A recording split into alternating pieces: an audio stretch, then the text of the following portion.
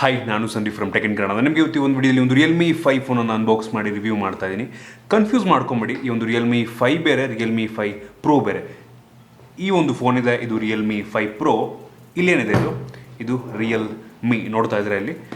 Confuse ಮಾಡ್ಕೊಂಬೇಡಿ, Realme 5 pro ಬೇರೆ, Realme 5 ಬೇರೆ. ಈ ಒಂದು ರಿಯಲ್ಮಿ 5 ಏನಿದೆ, ಇದು 10,000 ರೇಂಜಲ್ಲಿ ಸ್ಟಾರ್ಟ್ ಆಗುವಂಥ ಫೋನ್ ಇದಾಗಿರುವಂಥದ್ದು. ಈ ಒಂದು ಫೋನ್ನ ನೀವೇನಾದರೂ 10,000 ಬಡ್ಜೆಟಲ್ಲಿ ಏನಾದರೂ ಫೋನ್ ತೊಗೊಬೇಕು ಅನ್ಕೋತಿದ್ದೀರಾ ಅಂದರೆ ಇದನ್ನು ಕನ್ಸಿಡರ್ ಮಾಡ್ಬೋದಾ? ಈ ಒಂದು ಫೋನ್ 10,000ಕ್ಕೆ ಚೆನ್ನಾಗಿದೆಯಾ, ವರ್ತ್ ಇಟ್ಟ? ಇದ್ರ ಬಗ್ಗೆ ಕಂಪ್ಲೀಟ್ ಡೀಟೇಲ್ ನಾನು ನಿಮಗೆ ಈ ಒಂದು ವಿಡಿಯೋ ತಿಳಿಸ್ಕೊಡ್ತಾ ಇದ್ದೀನಿ. ಅದಕ್ಕಿಂತ ಮುಂಚೆ ನೀವು ನಮ್ಮ tech in Kannada YouTube channel subscribe ಮಾಡ್ಕೊಂಡಿಲ್ಲ ಅಂತ ಅಂದರೆ ಈಗಲೇ ರೆಡ್ ಕಲರ್ ಬಟನ್ ಕ್ಲಿಕ್ ಮಾಡಿ ಸಬ್ಸ್ಕ್ರೈಬ್ ಮಾಡಿ, ಮತ್ತು ಅದರ ಪಕ್ಕ ಬರುವಂಥ ಬೆಲ್ಲೈಕನ್ ಕೂಡ ಕ್ಲಿಕ್ ಮಾಡಿ, ಮತ್ತು ನಮ್ಮ ಇನ್ಸ್ಟಾಗ್ರಾಮ್ ಫೇಸ್ಬುಕ್ ಪೇಜಲ್ಲಿ ಲಿಂಕ್ ಡಿಸ್ಕ್ರಿಪ್ಷನ್ಗೆ ಕೂಡ ಫಾಲೋವನ್ನು ಮಾಡ್ಬೋದು. ಮೊದಲಾಗಿ ಒಂದು ಫೋನನ್ನು ಅನ್ಬಾಕ್ಸ್ ಮಾಡೋಣ. ನೋಡ್ತಾ ಇದ್ರೆ ಒಂದು ಬಾಕ್ಸ್ ಇಲ್ಲಿರುವಂಥದ್ದು. ಇದ್ರ ಮೇಲೆ 5,000 mAh ಕೆಪಾಸಿಟಿ ಬ್ಯಾಟ್ರಿ ಅಂತ ಇರುವಂಥದ್ದು ಒಂದು ರೀತಿ ತುಂಬ ಒಳ್ಳೆಯ ವಿಷಯ. ಮತ್ತು ಕ್ವಾಡ್ ಕ್ಯಾಮ್ರಾ ಸಹ ಇದರಲ್ಲಿದೆ 10,000 ರೇಂಜಲ್ಲಿ. ಇದು ಮೊದಲನೇ ಕ್ವಾಡ್ ಕ್ಯಾಮ್ರಾ, ಮೊದಲನೇ ಅಲ್ಲ, ಇದೊಂದೇ ಕ್ವಾಡ್ ಕ್ಯಾಮ್ರಾ ಹೊಂದಿರುವಂಥ ಫೋನ್ ಇರುವಂಥದ್ದು ಈ ಒಂದು 10,000 ಪ್ರೈಸ್ ರೇಂಜಲ್ಲಿ. ಸೊ ಇದನ್ನು ಫಸ್ಟ್ ಅನ್ಬಾಕ್ಸ್ ಮಾಡೋಣ.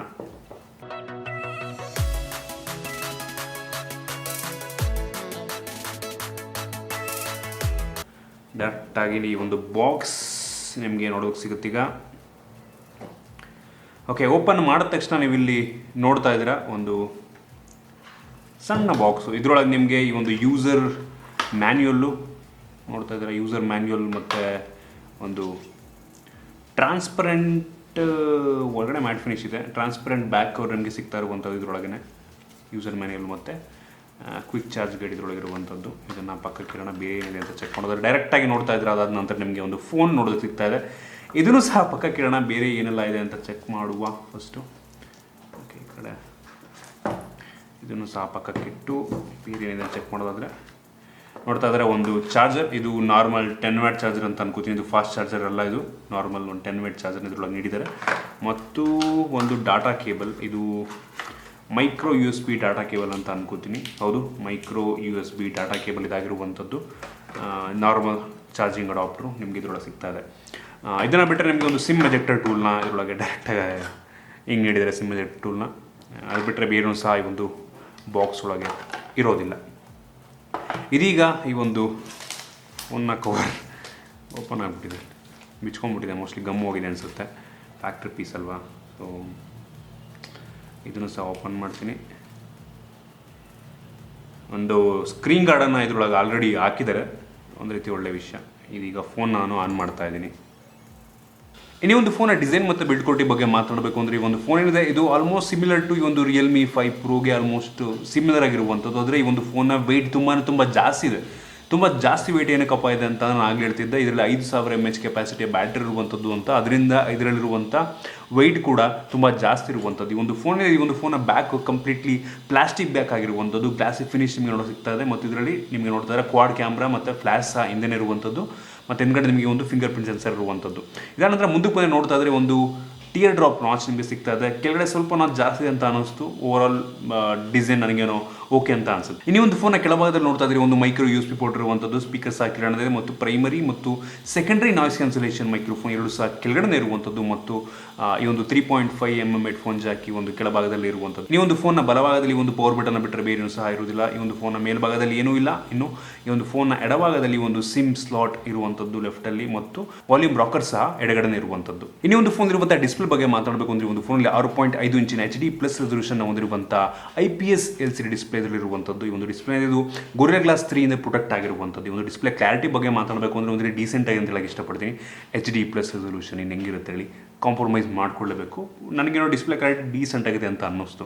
ಇತ್ತೀಚೆಗೆ ಬರ್ತಿರುವಂಥ IPS ಡಿಸ್ಪ್ಲೇಗಳು ಹೆಂಗಪ್ಪ ಅಂತಂದರೆ ನಿಮಗೆ OLEDಗೂ ಇದಕ್ಕೂ ಡಿಫ್ರೆನ್ಸೇ ಗೊತ್ತಾಗಲ್ಲ. ನೀವು ಒಂದು ಬ್ಲ್ಯಾಕ್ ನೋಡ್ತಾ ಇದ್ದೀರಾ ಅಂತಂದರೆ ಆಲ್ಮೋಸ್ಟ್ ಅಷ್ಟು ಒಳ್ಳೆಯ IPS ಡಿಸ್ಪ್ಲೇ ಇತ್ತೀಚಿನ ದಿನಗಳಲ್ಲಿ ಬರ್ತದೆ. ಸೊ ನಿಮ್ಗೆ ಅಷ್ಟು ಡಿಫ್ರೆನ್ಸ್ ಗೊತ್ತಾಗಲ್ಲ. ನೀವು ಈ ಒಂದು OLED ಡಿಸ್ಪ್ಲೇ ಇದ್ರೆ ಏನಪ್ಪ ಅಡ್ವಾಂಟೇಜ್ ಅಂತಂದರೆ ನಿಮ್ಮ ಬ್ಯಾಟ್ರಿ ಕನ್ಸಂಪ್ಷನ್ ಸ್ವಲ್ಪ ಕಡಿಮೆ ಇರುತ್ತೆ. ಅದೊಂದು ಮೇಯ್ನು. ಈ ಒಂದು LCD IPS ಡಿಸ್ಪ್ಲೇನು ತುಂಬ ಚೆನ್ನಾಗಿದೆ. ಈ ಒಂದು ಫೋನ್ ಏನಿದೆ ಇದು 3 ವೇರಿಯಂಟಲ್ಲಿ ಲಾಂಚ್ ಆಗ್ತಿರುವಂಥದ್ದು. ಒಂದು 3GB RAM ಮತ್ತು 32GB ಇಂಟರ್ನಲ್ ಮೆಮೊರಿ, ಇನ್ನೊಂದು 4GB RAM 64GB internal memory, ಇನ್ನೊಂದು 4GB RAM 128GB internal memory. ನಾನೇನಾದರೂ ಸಜೆಸ್ಟ್ ಮಾಡಬೇಕು ಅಂದರೆ ನಿಮಗೆ ಈ ಒಂದು 4GB ವೇರಿಯಂಟ್ ಅಂತ ತೊಗೊಳ್ಳಿ ಅಂತ ಹೇಳಕ್ಕೆ ಇಷ್ಟಪಡ್ತೀನಿ. ಬೆಲೆಯನ್ನು ಸಹ ಈಗಲೇ ಹೇಳ್ಬಿಡ್ತೀನಿ. ಈ ಒಂದು ಫೋನ್ನ 3GB RAM ವೇರಿಯಂಟ್ ಇದೆ. 3GB 32GB ವೇರಿಯಂಟಿಗೆ ನಿಮಗೆ 10,000 ರೂಪಾಯಿ ಆಗ್ತಾ ಇರುವಂಥದ್ದು. ಮತ್ತು 64GB ಇಂಟರ್ನಲ್ ಮೆಮೊರಿ ಮತ್ತು 4GB RAM ವೇರಿಯಂಟಿಗೆ 11,000 ಆಗುತ್ತೆ. ಇನ್ನೊಂದು 128GB ಮತ್ತು 4GB ವೇರಿಯಂಟಿಗೆ 12,000 ರೂಪಾಯಿ ಆಗುತ್ತೆ. ಸೊ ಈ ಪ್ರೈಸ್ ರೇಂಜಿಗೆ ಹಿಂಗಿರುವಂಥದ್ದು. ಇನ್ನು ಇದರಲ್ಲಿರುವಂಥ ಪ್ರೋಸೆಸರ್ ಬಗ್ಗೆ ಮಾತನಾಡೋಕ್ಕೆ ಇಷ್ಟಪಡ್ತೀನಿ. ಈ ಒಂದು ಫೋನಲ್ಲಿ ಇವನು ಸ್ನ್ಯಾಪ್ಡ್ರ್ಯಾಗನ್ 665 ಪ್ರೋಸೆಸರ್ ಇರುವಂಥದ್ದು. ಹೌದು, ಈ ಒಂದು MI A3ಯಲ್ಲಿ ಏನು ಪ್ರೋಸೆಸರ್ ಇದೆ ಅದೇ ಪ್ರೋಸೆಸರು ಈ ಒಂದು ಫೋನ್ನಲ್ಲೂ ಸಹ ಇರುವಂಥದ್ದು. ನಿಮಗೆ ಸೇಮ್ ಪರ್ಫಾರ್ಮೆನ್ಸನ್ನು ಕೊಡುತ್ತೆ. ಇದರಲ್ಲಿ ಅಡ್ರಿನೋ 610 GPU ಸಹ ಇರುವಂಥದ್ದು. ಡೀಸೆಂಟ್ ಆಗಿದೆ ಒಂದು ಪ್ರೈಸ್ ರೇಂಜ್ಗೆ ಅಂತ ಹೇಳಕ್ಕೆ ಇಷ್ಟಪಡ್ತೀನಿ. ಈ ಒಂದು ಪ್ರೈಸ್ ರೇಂಜ್ಗೆ ನಿಮಗೆ 10,000ಕ್ಕೆ ಈ ಒಂದು ರೆಡ್ಮಿ ನೋಟ್ 7S ಬರುತ್ತೆ. ರೆಡ್ಮಿ ನೋಟ್ 7S ಬರುತ್ತೆ. ಅದರಲ್ಲೂ ಕೂಡ 660 ಸ್ನ್ಯಾಪ್ಡ್ರ್ಯಾಗನ್ 660 ಪ್ರೋಸೆಸರ್ ಇರುವಂಥದ್ದು. ಆಲ್ಮೋಸ್ಟ್ ಸಿಮಿಲರ್ ಪರ್ಫಾರ್ಮೆನ್ಸ್ನ ಇದು ಕೂಡ ನೀಡುತ್ತೆ ಅಂತ ಹೇಳಕ್ಕೆ ಇಷ್ಟಪಡ್ತೀನಿ. ಅದರಲ್ಲಿ ನಿಮಗಾದರೆ 48 ಮೆಗಾ ಪಿಕ್ಸೆಲ್ ಕ್ಯಾಮ್ರಾ ಇದೆ, ಬಟ್ ಇದರಲ್ಲಿ ಕ್ವಾಡ್ ಕ್ಯಾಮ್ರಾ ಇದೆ. ಸೊ ಕ್ಯಾಮ್ರಾ ಬಗ್ಗೆ ನಾನು ತಿಳಿಸ್ಕೊಡ್ತೀನಿ. ಸೊ ಈ ಒಂದು ಪ್ರೈಸ್ ರೇಂಜಿಗೆ ಈ ಒಂದು ಪ್ರೋಸೆಸರ್ ನನಗೆ ತುಂಬ ಒಳ್ಳೆಯದು ಅಂತ ಹೇಳಕ್ಕೆ ಇಷ್ಟಪಡ್ತೀನಿ. ಬಟ್ ನೋಡಿ, MI A3ಗೆ 13,000 ರೂಪಾಯಿ ಆಗುತ್ತೆ. MI A3ಗೆ ನಿಮಗೆ 10,000ಕ್ಕೆ ಸೇಮ್ ಪ್ರೋಸೆಸರ್ ಇರುವಂಥ ಈ ಒಂದು ರಿಯಲ್ಮಿ 5 ಸಿಗ್ತಾ ಇದೆ. ಅದರಲ್ಲಿ OLED ಡಿಸ್ಪ್ಲೇ ಇದೆ, HD+, ಇದು HD+, ಇದು ಅಮೋಲ್ಡ್ ಡಿಸ್ಪ್ಲೇ. ಈ ಒಂದು ಫೋನಲ್ಲಿ ಗೇಮಿಂಗ್ ಪರ್ಫಾರ್ಮೆನ್ಸನ್ನು ನೀವೇನಾದರೂ ಕೇಳ್ತಾ ಇದ್ದೀರಾ ಅಂತಂದರೆ ನಿಮಗೆ ಆಲ್ಮೋಸ್ಟ್ ಸ್ನ್ಯಾಪ್ಡ್ರ್ಯಾಗನ್ 660 ಯಾವ ರೀತಿ ಪರ್ಫಾರ್ಮೆನ್ಸ್ ಇರುತ್ತೆ ಅದೇ ರೀತಿ ಈ ಒಂದು MI A3ನಲ್ಲಿ ಸೇಮ್ ಪ್ರೋಸೆಸರ್ ಆಗಿರೋದ್ರಿಂದ ಅಷ್ಟೇ ಪರ್ಫಾರ್ಮೆನ್ಸನ್ನು ಇದು ಕೂಡ ನೀಡುತ್ತೆ. ಒಂದು ಮೀಡಿಯಮ್ ಸೆಟ್ಟಿಂಗಲ್ಲಿ ಆಯಿತಾ, ಮೀಡಿಯಮ್ ಸೆಟ್ಟಿಂಗಲ್ಲಿ ನೀವು ಗೇಮ್ಸ್ಗಳನ್ನು ಆಡ್ಬೋದು. ಇದು ಹೆವಿ ಪವರ್ಫುಲ್ GPU ಪ್ರೋಸೆಸರ್ ಏನಲ್ಲ, ಒಂದು ಮಿಡ್ ಎಂಡ್ ಪ್ರೋಸೆಸರ್. ಅದರಿಂದ ಕೆಲವೊಂದು ಕಾಂಪ್ರಮೈಸ್ಗಳು ನಾವು ಮಾಡಿಕೊಳ್ಳಲೇಬೇಕು. ಇನ್ನೂ ಒಂದು ಫೋನಲ್ಲಿರುವಂಥ ಕ್ಯಾಮ್ರಾ ಬಗ್ಗೆ ಮಾತಾಡಬೇಕು ಅಂದರೆ, ಈ ಒಂದು ಫೋನಲ್ಲಿ ರೇರಲ್ಲಿ ಕ್ವಾಡ್ ಕ್ಯಾಮ್ರಾ ಇರುವಂಥದ್ದು. ಹೌದು, 4 ಕ್ಯಾಮ್ರಾ ಈ ಒಂದು ಫೋನಲ್ಲಿ ರೇರಲ್ಲಿ ಇರುವಂಥದ್ದು. ಅದರಲ್ಲಿ ಮೈನ್ ಸೆನ್ಸರ್ ಬಂದ್ಬಿಟ್ಟು 12 ಮೆಗಾ ಪಿಕ್ಸೆಲ್ನ ಒಂದು ಮೈನ್ ಸೆನ್ಸರ್ ಇದೆ. ಇದು ವೈಡ್ ಆ್ಯಂಗಲ್ ಲೆನ್ಸ್ ಆಗಿರುವಂಥದ್ದು. ಇದು 1.8 ಅಪರ್ಚರು. ಅದರಿಂದ ಲೋ ಲೈಟಲ್ಲೂ ಕೂಡ ಒಂದು ಡೀಸೆಂಟ್ ಫೋಟೋನ ಇದು ಪ್ರೊಡ್ಯೂಸ್ ಮಾಡುತ್ತೆ. ಇನ್ನು ಎರಡನೇದಾಗಿ 8 ಮೆಗಾ ಪಿಕ್ಸೆಲ್ ಒಂದು ಅಲ್ಟ್ರಾ ವೈಡ್ ಆ್ಯಂಗಲ್ ಲೆನ್ಸ್ ಇರುವಂಥದ್ದು. ವೈಡ್ ಆ್ಯಂಗಲ್ ತುಂಬ ಚೆನ್ನಾಗಿ ಅಂತ ಹೇಳಕ್ಕೆ ಇಷ್ಟಪಡ್ತೀನಿ. ಇದರಲ್ಲಿ ನೋಡ್ತಾ ಇದ್ದಾರೆ ಅದನ್ನ ವೈಡ್ ಆ್ಯಂಗಲ್ 8 ಮೆಗಾ ಪಿಕ್ಸೆಲ್ ಎಂದು.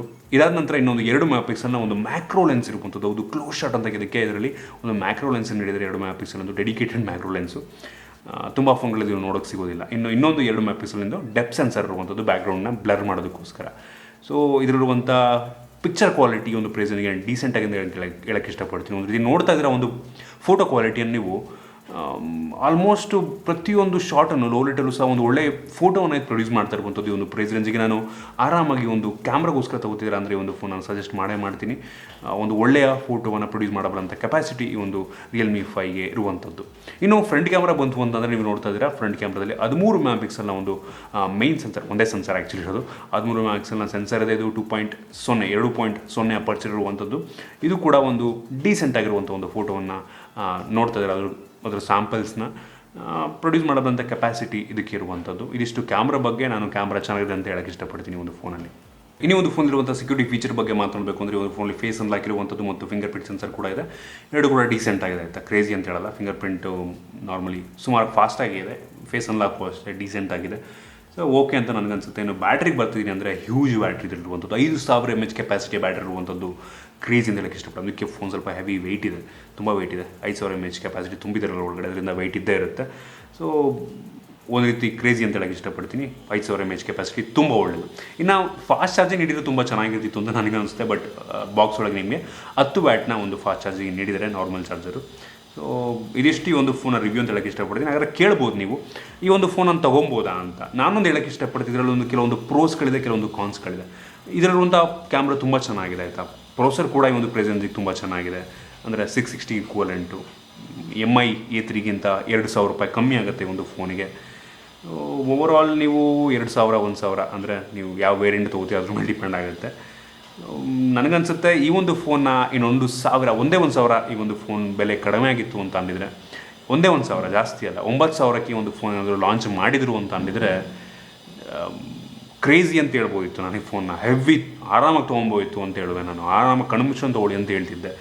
ಬಟ್ ಒಂದೇನಪ್ಪ ಅಂತಂದರೆ ನೋಡಿ, ಇದೇ ಪ್ರೈಸ್ ರೇಂಜಿಗೆ ಅಂದರೆ 10,000 ಪ್ರೈಸ್ ರೇಂಜಿಗೆ ನಿಮಗೆ ಈ ಒಂದು ರೆಡ್ಮಿ ನೋಟ್ 7S ಸಿಗ್ತಾರೆ. ರೆಡ್ಮಿ ನೋಟ್ 7S ಏನಪ್ಪ ಅಂತಂದರೆ ಅದರಲ್ಲಿರುವಂಥ ಪ್ರೋಸೆಸರ್ 660 ಪ್ರೋಸೆಸರು ಆಲ್ಮೋಸ್ಟ್ ಈಕ್ವಲೆಂಟ್ ಆಗುತ್ತೆ ಇದಕ್ಕೆ. ಪ್ರೋಸೆಸರ್ ಪರ್ಫಾರ್ಮೆನ್ಸಲ್ಲಿ ಎರಡು ಕೂಡ ಈಕ್ವಲೆಂಟ್ ಪರ್ಫಾರ್ಮೆನ್ಸ್ ನೀಡುತ್ತೆ.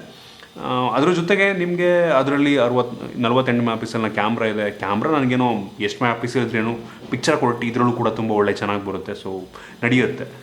ಇನ್ನು ಡಿಸ್ಪ್ಲೇ ಬಂದುಬಿಟ್ಟು ಇದರಲ್ಲಿ HD+ ಇದೆ. ಆದರೆ ಈ ಒಂದು ರೆಡ್ಮಿ ನೋಟ್ 7S ಅಲ್ಲಿ ಫುಲ್ HD ಡಿಸ್ಪ್ಲೇ ಸಿಗ್ತಾ ಇರುವಂಥದ್ದು ನಿಮಗೆ. ಸೊ ಇದನ್ನೆಲ್ಲ ನೋಡ್ಕೊಳ್ಳೋದಕ್ಕೆ ಹೋದರೆ ನಾನು ಈ ಒಂದು ಫೋನ್ ನಿಮಗೆ ನಾನು ಸಜೆಸ್ಟ್ ಮಾಡಲ್ಲ ಅಂತಂದರೆ, ಬ್ಯಾಟ್ರಿ ತುಂಬ ಚೆನ್ನಾಗಿರ್ಬೋದು, ಬ್ಯಾಟ್ರಿ ತುಂಬ ಚೆನ್ನಾಗಿದೆ. ಬಟ್ ಆ ಒಂದು ಫೋನ್ ನಾನು ನಿಮಗೆ ಸಜೆಸ್ಟ್ ಮಾಡ್ತೀನಿ. ಇದು ಇನ್ನೊಂದು 1,000 ಕಡಿಮೆ, ಈ ಒಂದು ಫೋನ್ನ ಬೆಲೆ ಅಂದರೆ 1,000 ಕಡಿಮೆ ಆಗಿತ್ತು ಅಂತ ಅಂದಿದ್ರೆ ನಾನು ನಿಜವಾಗ್ಲೂ ಒಂದು ಫೋನ್ ಸಜೆಸ್ಟ್ ಮಾಡ್ತಿದ್ದೆ. ಸೊ ಇದು ನನ್ನ ಒಪಿನಿಯನ್ ಈ ಒಂದು ಫೋನ್ನ ಬಗ್ಗೆ. ನಿಮ್ಗೆ ಇಷ್ಟ ಆಗಿದೆ ಅಂತ ಅನ್ಕೋತೀನಿ. ಇಷ್ಟ ಆಗಿರೋ ದಯವಿಟ್ಟು ಲೈಕ್ ಮಾಡಿ, ಶೇರ್ ಮಾಡಿ. ಇದೇ ರೀತಿ ನಮ್ಮ ಬೇರೆ ಬೇರೆ ವೀಡಿಯೋಗಳಿಗೆ ನಮ್ಮ tech in Kannada YouTube subscribe ಮಾಡ್ಕೊಂಡಿಲ್ಲ ಅಂತಂದರೆ ಇಲ್ಲ ಸಬ್ಸ್ಕ್ರೈಬ್ ಮಾಡ್ಕೊಳ್ಳಿ. ಮತ್ತು ನಿಮ್ಗೆ ಏನಾದ್ರು ಡೌಟ್ಸ್ ಇದೆ ಅಂತಂದರೆ ಈ ಒಂದು ಫೋನ್ನ ಬಗ್ಗೆ ಅಥವಾ ಬೇರೆ ಏನಾದ್ರು ಡೌಟ್ಸ್ ಇದೆ ದಯವಿಟ್ಟು ಕಾಮೆಂಟ್ ಮಾಡಿ. ಆಲ್ಮೋಸ್ಟ್ ರಿಪ್ಲೈ ಮಾಡೋದಕ್ಕೆ ನಾನು ಟ್ರೈ ಮಾಡ್ತೀನಿ. ಮತ್ತು ನಮ್ಮ ಇನ್ಸ್ಟಾಗ್ರಾಮ್ ಮತ್ತು ಫೇಸ್ಬುಕ್ ಪೇಜಲ್ಲಿ ಡಿಸ್ಕ್ರಿಪ್ಷನ್ಗೆ ಫಾಲೋವನ್ನು ಮಾಡ್ಬೋದು. ಸಿಗೋಣ ಮುಂದಿನ ವೀಡಿಯೋದಲ್ಲಿ.